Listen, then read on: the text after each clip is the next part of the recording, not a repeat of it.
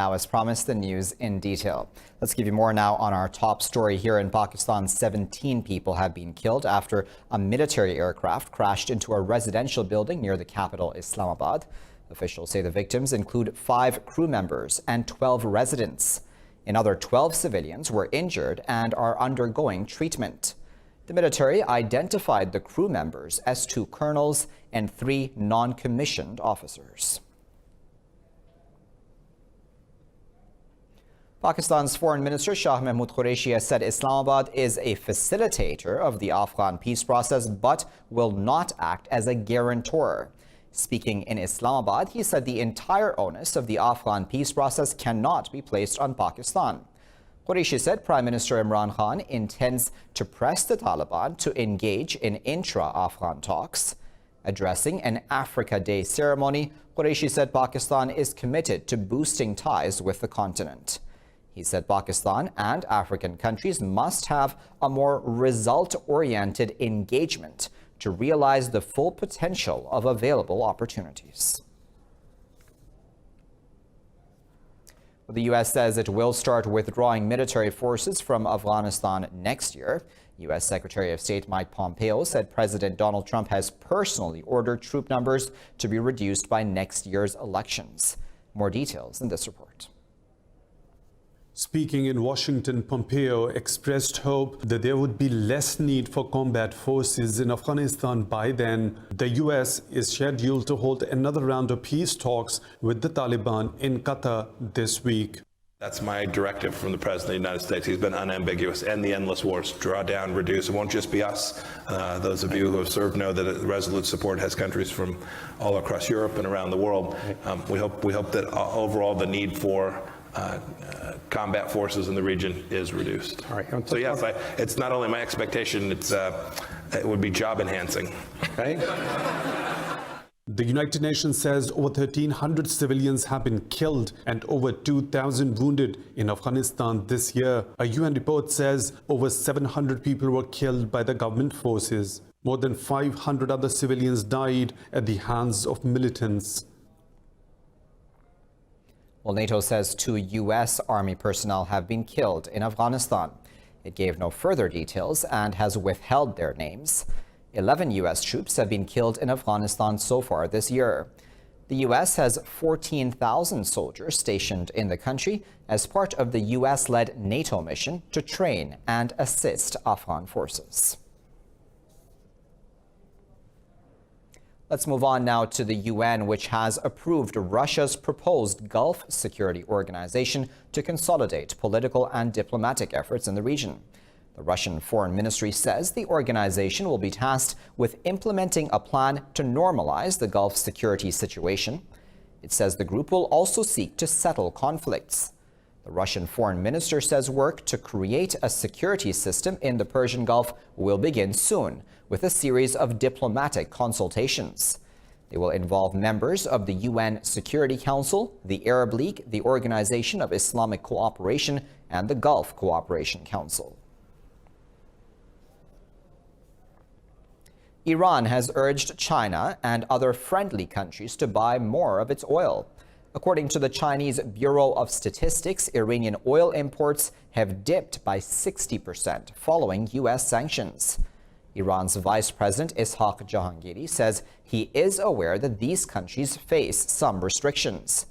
Jahangiri told Chinese diplomat Song Tao, who is visiting Tehran, that Iran expects more active trade with Beijing.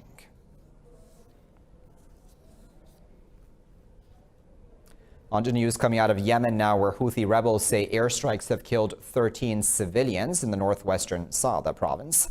The warring sides have blamed each other for the air raid on a market. Medics say 2 children are among the dead. 23 others were wounded in the attack. Saudi Arabia has not yet confirmed the attack. Well, the U.S. Senate has failed to override a presidential veto protecting an $8 billion weapons sale to Saudi Arabia. 45 senators, including 5 Republicans, voted to overturn the veto. But with 15 abstentions, the measure fell far short of the required 2/3 majority. Trump has repeatedly argued that blocking the sale of weapons will weaken America's global competitiveness. On to Sudan now, where the opposition has called for nationwide protests after security forces killed 5 students in the northern Kordofan state. Authorities imposed a curfew in the city of El Obeid after the incident. Protest leaders demanded that the ruling military council immediately agree to a final power transition deal. This comes ahead of planned talks between Sudan's ruling military and civilian protest leaders. The two sides have already signed a power-sharing deal that aims to set up a joint civilian-military ruling authority. Earlier, the opposition rejected the findings of an investigation into a deadly June raid on a Khartoum sit-in. Protest leaders say the report exonerated the military council of those killings.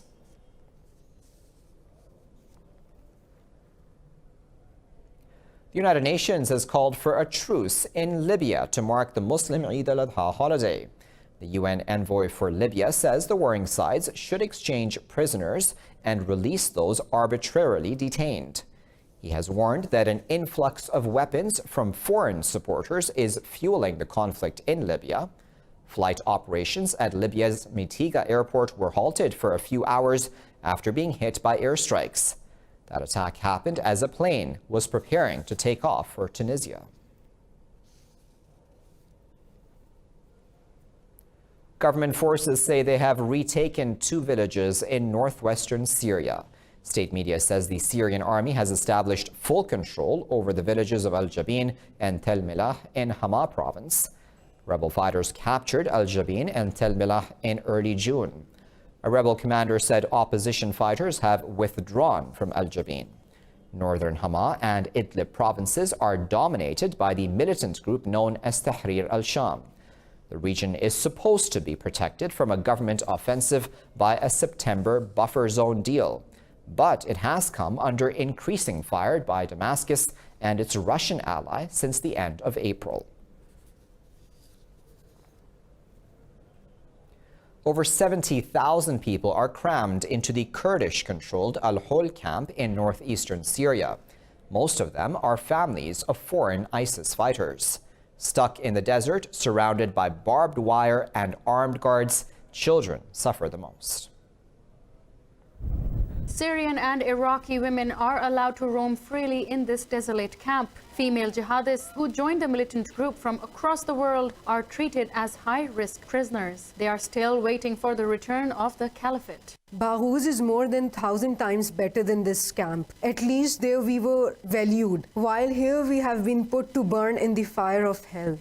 These women admit to stabbing guards, stoning aid workers, and flying the militant group's black flag. Meanwhile, the jihadists also complain of inhuman conditions in the camps. But it is the children who are most vulnerable to their parents' teachings. The children of IS fighters throw stones because their mothers tell them that we killed their parents and destroyed their homes, and that's what pushes the children to turn against us and to throw stones at us when they see our uniforms. Kurdish authorities have warned these children are a ticking time bomb while calling for their rehabilitation and reintegration. In other news, 57 inmates have been killed in a prison riot in Brazil's northern Pará state. Prison authorities say 16 inmates were decapitated, while others were asphyxiated after part of the prison was set on fire. Jail officials said gang members from one prison block invaded another part of the Altamira jail. They said the riot lasted for almost 5 hours. 2 officers were taken hostage but have since been freed. Brazil has around 750,000 prisoners, the 3rd most in the world. President Jair Bolsonaro has promised to build more jails and impose tighter controls on them. Colombian President Ivan Duque says his counterpart Nicolas Maduro has turned Venezuela into a terrorist sanctuary. This comes after President Maduro said 2 missing Colombian rebel commanders are welcome in Venezuela. Tensions between Venezuela and Colombia have escalated once again. Colombian authorities believe the two FARC guerrilla leaders are hiding in Venezuela and are being protected by Maduro. President Maduro's government has denied shielding the rebels. Earlier, Maduro called both rebel commanders leaders of peace. FARC commander Ivan Marquez went missing last year after his nephew was arrested and taken to the United States to cooperate with drug trafficking investigators.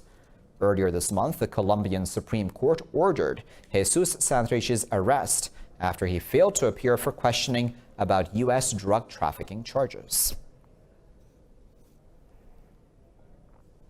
Elsewhere, the 52nd ASEAN Foreign Ministers meeting has begun in Bangkok. The two-day gathering comes amid growing tensions in the South China Sea.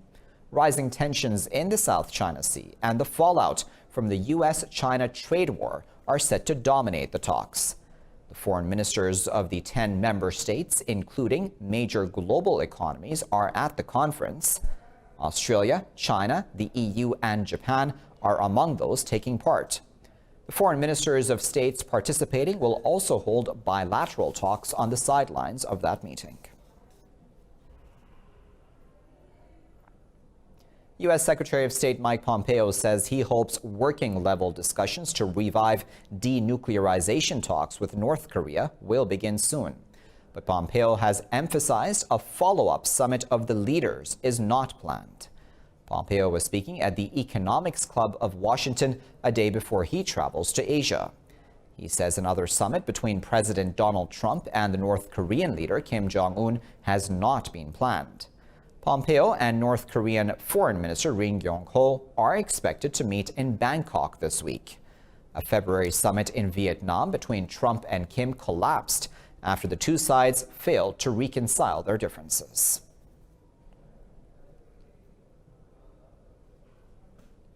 Five people, meanwhile, have been killed and 2 others have been wounded in Wisconsin in the third mass shooting to hit the U.S. in 2 days. Police say the shooter murdered 3 members of a family at their home in a small Wisconsin town. After that, he went to another home nearby and opened fire. Police officers found the gunman and another person dead when they reached the scene. This comes hours after 4 people were shot dead and 12 others were wounded at a shooting in a California festival. The personal details of 100 million people across the U.S. have been stolen by a hacker. The credit card company Capital One says the hack also affected 6 million of its Canadian customers. The announcement came after police arrested the suspected hacker. In a statement, the firm said the stolen data included names, addresses, and contacts of customers who applied for its credit cards. It said the hacker failed to gain access to credit card account numbers. Capital One is a major credit card issuer in North America. It also operates retail banks.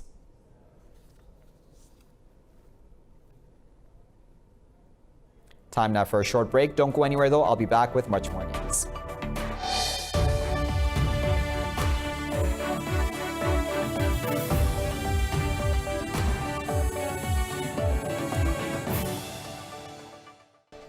Let's begin this segment of the bulletin here in Pakistan, where 24 people have been killed in flash floods and other rain-related events across the country. Officials say 16 people died in the port city of Karachi as the first spell of the monsoon rains wreaked havoc across the southeastern Sindh province. Medics say the majority of victims were electrocuted by fallen transmission lines in pools of rainwater. Pakistan's meteorological department says storms will continue in southeast Pakistan until tomorrow. In northwest Khyber Pakhtunkhwa province, 3 people were killed in a roof collapse, while 2 others were electrocuted. 3 children died in the flash floods following torrential rains. A Bosnian man linked to the 2015 Paris attacks has been extradited from Germany. The unnamed 39-year-old suspect is accused of procuring weapons for the attackers who killed 130 people. According to German reports, the suspect's DNA was found on weapons used in the attack. Last month, German authorities announced the arrest on a European Union warrant. Meanwhile, wildfires have ravaged Russia's Siberian Krasnoyarsk region, consuming 1 million hectares of forest in the past 3 days. The emergency ministry has issued evacuation alerts to towns and villages near the spreading blaze. The Wildfire Center says the absence of rain, coupled with temperatures of up to 30 degrees Celsius, sparked the inferno. Gusts of wind and dry thunderstorms have worsened the situation. A state of emergency has been declared in the region, and access to forests has been restricted. Paleontologists have found a giant dinosaur footprint fossil in China's eastern province of Jiangxi. This is the first ever discovery of the Tyrannosaurus made by experts from China and the United States. Top scientists have ratified the track found at a construction site. The paleontologists inferred the track maker's body length from the footprint. They have suggested the dinosaur can be as long as 7.5 meters. The fossil has been unveiled to the public in the Yingliang Stone Nature History Museum.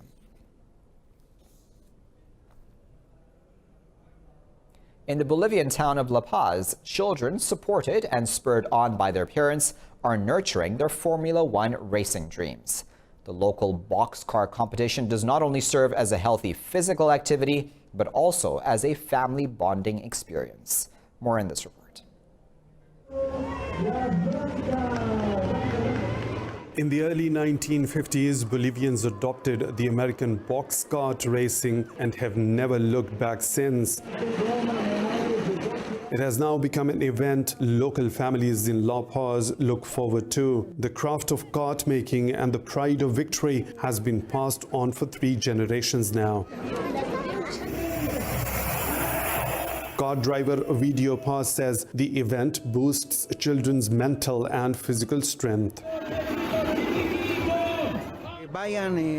We are providing the kids with strength, that they go without falling over, starting and finishing, that the Lord watches and protects them. It is a joy to participate in this version of the motorless car race.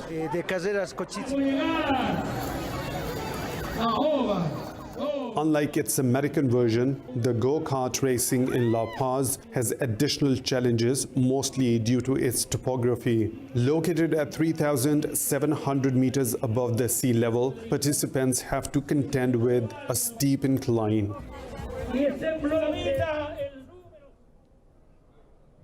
Well, amateur divers have plunged into a part of history as they jumped from the old bridge in the Bosnian city of Mostar. This was part of a competition celebrating the Ottoman landmark.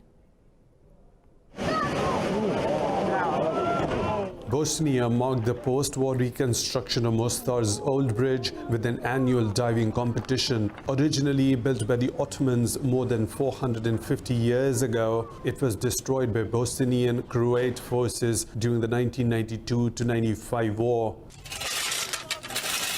It was later rebuilt in a complicated reconstruction effort and opened again in 2004. The bridge is a symbol of reconciliation as it connects the city's 2 halves inhabited by Catholic Croats and Muslim Bosniaks. We used to treat the old bridge as a living creature. Divers would clean it and polish it and take care of it. It served us for 5 centuries. The bridge was then made a sort of brother of the original old bridge, and we hope that it will outlive us and see many, many more years, maybe 1,000 years more. Diving in either head first or feet first, people compete to jump into the shallow, icy cold waters of the Neretva River. The diving competition is thought to have been going on for centuries, but was only officiated in 1968.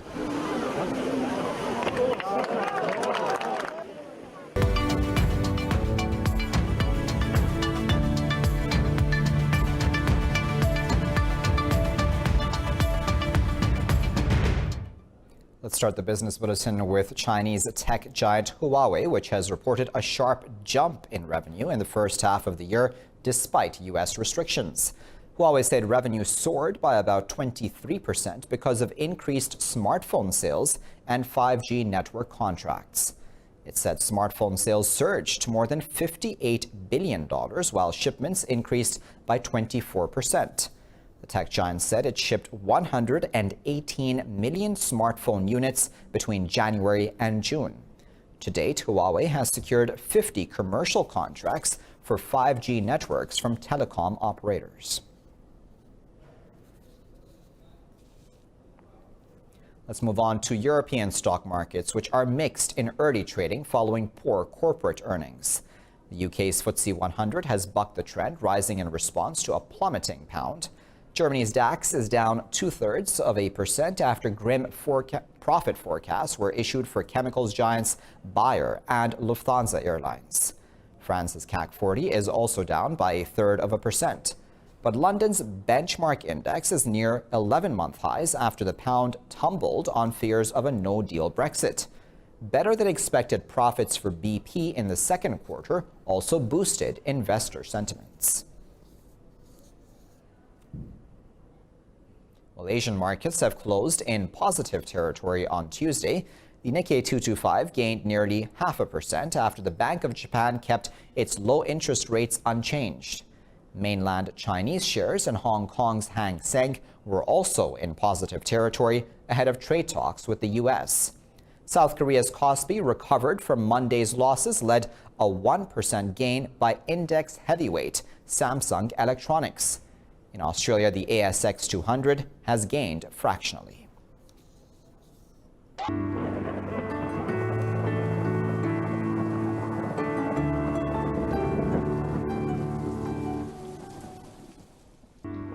Time now to find out what the weather is like around the world.